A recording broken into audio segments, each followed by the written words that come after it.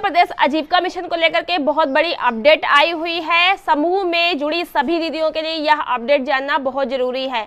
तो स्वयं सहायता समूह में जुड़ी सब दीदियों को मेरा नमस्ते। आज की वीडियो में स्वागत है आप सभी का।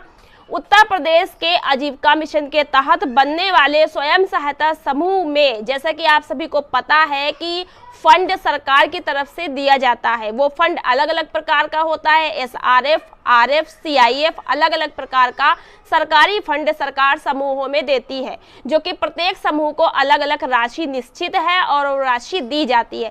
लेकिन 2024 में एक नई अपडेट आई है। उत्तर प्रदेश के उप मुख्यमंत्री केशव प्रसाद मौर्य जी की तरफ से आदेश दिया गया है, जानकारी दी गई है कि अब नए सत्र 2024 से शुरू हो गया है। 2024 से अब स्वयं सहायता समूह के अंदर आरएफ और सीआईएफ को लेकर के बहुत बड़ा बदलाव कर दिया गया है। बदलाव क्या है, आपके लिए खुशखबरी है, क्योंकि आप सभी को अभी तक आरएफ फंड के तहत, जिसे रिवॉल्विंग फंड कहते हैं, उस फंड के तहत आपके एक समूह को 15,000 रुपए दिए जाने का प्रावधान था। लेकिन इसमें कर दिया गया है बदलाव और आरएफ की राशि को कर दिया गया है 2 गुना। जी हाँ, आपके लिए बहुत बड़ी खुशखबरी। अब समूहों में आरएफ की राशि 2 गुनी आएगी। मतलब कि अब समूहों को आरएफ का जो फंड मिलेगा वो 15,000 नहीं बल्कि 30,000 रुपए मिलेगा। जी हाँ, अब बात कर लेते हैं सामुदायिक निवेश निधि सीआईएफ फंड की। आप सभी को पता है कि एक समूह को सीआईएफ राशि के तहत सरकार की तरफ से 1,10,000 रुपए का फंड दिया जाता है। इसमें भी बहुत बड़ा बदलाव कर दिया है। सरकार की तरफ से कहा गया है कि अब प्रत्येक समूह को सीआईएफ राशि के तहत, जिसे सामुदायिक निवेश निधि कहते हैं, इस राशि के तहत 1,10,000 की जगह 1,50,000 रुपए दिए जाएंगे। तो जी हाँ, आरएफ और सीआईएफ की राशि को बढ़ा दिया गया है। आरएफ कर दिया गया है 2 गुना और सीआईएफ कर दिया गया है 1,50,000। तो अब जो भी नए समूह हैं उनको आरएफ का 30,000 मिलेगा, सीआईएफ का 1,50,000 मिलेगा। किसी समूह को ये प्रॉब्लम है कि उसे आरएफ की राशि, सीआईएफ की राशि नहीं मिली है, या फिर जो नए समूह बने हैं, ध्यान से सुन लीजिए कि आपको फंड कब और कैसे मिलेगा। सबसे पहले इसके कुछ रूल नियम भी बताए गए हैं, ध्यान से समझ लीजिए।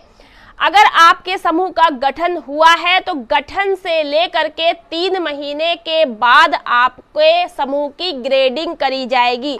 यदि आपका समूह ए ग्रेड में पास होता है तो आपको आरएफ की राशि के तहत 30,000 रुपए समूह के खाते में भेजे जाएंगे। यह ग्रेडिंग जो है ब्लॉक के मिशन मैनेजर की तरफ से, बीएमएम की तरफ से, ग्राम संगठन की सहायता से या समूह सखी की सहायता से या सीआरपी की सहायता से की जाती है। ग्रेडिंग में चेक किया जाता है कि आपका समूह पंचसूत्र का पालन कर रहा है या नहीं, नियमित बैठक कर रहा है साप्ताहिक या नहीं, समूह में बचत हो रही है या नहीं, समूह की दीदियां उपस्थित हो रही हैं, प्रेजेंट सही है कि नहीं, उसके बाद समूह में लेखा जोखा हो रहा है या नहीं। इस तरीके से एक समूह की ग्रेडिंग होती है जिसमें अलग अलग नंबर मिलते हैं, कितनी उपस्थिति, बैठक के नंबर, रजिस्टर लिखने के नंबर, समूह में अलग अलग जो भी दीदियां हैं उनके जो भी क्रियाकलाप है, समूह की पूरी मतलब पंचसूत्र की जांच होती है। यदि समूह आपका 3 महीने बाद जो ग्रेडिंग की जा रही है उसमें पास हो गया तो आपको आरएफ का फंड दिलाने के लिए बीएमएम के तरफ से फाइल वगैरह बनती है, फॉर्म वगैरह जो भी फिलअप होता है वहाँ हो करके ब्लॉक के माध्यम से फिर राज्य स्तर पर जा करके वहाँ से चेक होता है और उसके बाद ही आपके समूह को फंड मिलता है।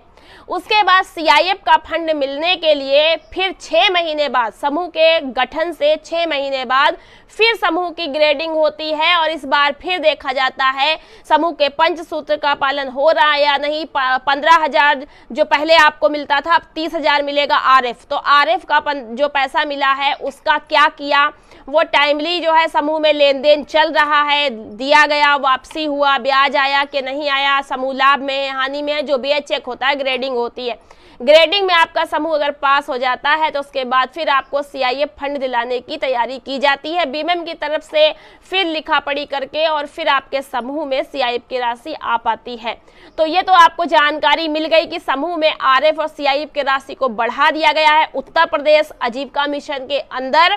तो ये बहुत बड़ी गुड न्यूज थी स्वयं सहायता समूह की महिलाओं के लिए। बाकी आपको अगर ये जानना है कि एक समूह को ग्रेडिंग में कैसे पास होना चाहिए, कितने % नंबर आने चाहिए ग्रेडिंग में और किस प्रकार से ग्रेडिंग होती है, तो आप लोग कमेंट कर दीजिएगा, हम आपको बता देंगे। जो भी न्यू समूह है, नए समूह बने हुए हैं, आप लोग अच्छे से समझ लीजिए कि आप अपने बीएमएम संपर्क बना के रखें, ब्लॉग पर जाना आना बना के रखें, जानकारी अधिकारियों से लेते रहें, समूह के रूल नियम जानते रहें और समूह की समूह सखी हैं उनसे भी जानकारी ले, सीआरपी वगैरह जानकारी ले, ग्राम संगठन की बैठक में भी जाया करें, जानकारी ले, जिससे आपका समूह एक्टिव माना जाए, सक्रिय माना जाए। समूह के पंचसूत्र का पालन करते रहें, लिखा पढ़ी करते रहें, प्रस्ताव लिखते रहें, बैठक बचत लेखा जोखा सब कुछ टाइमली करते रहें, एक्टिव रहेंगे, अधिकारियों से जानकारी लेते रहेंगे, मिलते रहेंगे।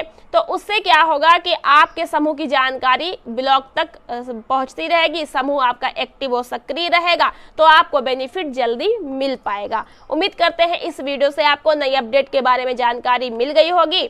और स्वयं सहायता समूह से रिलेटेड अगर आपको ऐसी ही नई नई जानकारी और अपडेट चाहिए, चैनल को सब्सक्राइब कर लीजिएगा तो आप नई वीडियो देख पाएंगे। और साथ ही इस वीडियो को लाइक और शेयर कर दीजिएगा और भी दीदियों को इसकी जानकारी हो। मिलते हैं नेक्स्ट वीडियो में। आज के वीडियो में यहाँ तक अगर आप लोग आ गए हैं, चैनल को सब्सक्राइब करके ही जाइएगा। नेक्स्ट वीडियो में मिलेंगे। धन्यवाद।